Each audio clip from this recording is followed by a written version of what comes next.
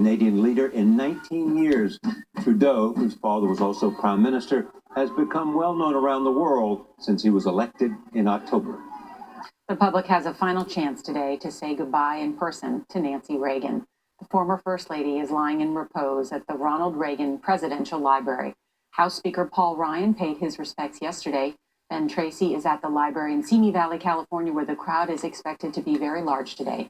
Ben, good morning.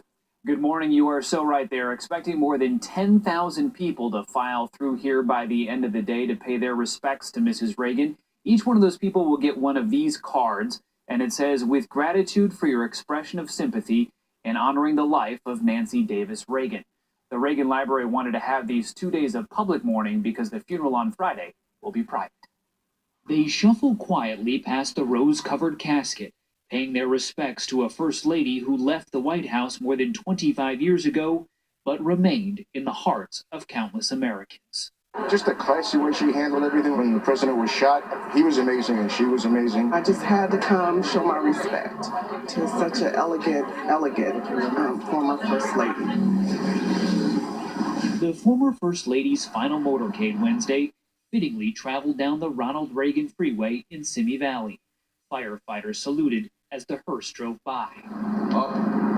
When it arrived at the Presidential Library, members of the armed services carried the casket into the room where Mrs. Reagan now lies in repose. 1,000 people are expected to attend Nancy Reagan's private funeral tomorrow, including former President George W. Bush, former First Ladies Laura Bush, Rosalind Carter, and Hillary Clinton, as well as Michelle Obama, who will also speak at the service. The eclectic guest list includes Mr. T, who joined Mrs. Reagan's iconic Just Say No to Drugs campaign in the 1980s. Little kids doing drugs, it turns my stomach. The Reagan Library is not only preparing for a funeral, but for a future without its guiding force. Until her health failed, Mrs. Reagan almost never missed a board meeting. What's it going to be like to move on without her? It's going to be sad. It's going to be an empty chair. I bet we always have an empty chair at the table. It's a large board with some very important people, but when Mrs. Reagan raised her voice, the room would go silent. And we won't have that any longer. Friday's funeral has very much been planned by Mrs. Reagan herself. She controlled the guest list and she picked out everything from the flowers to the music.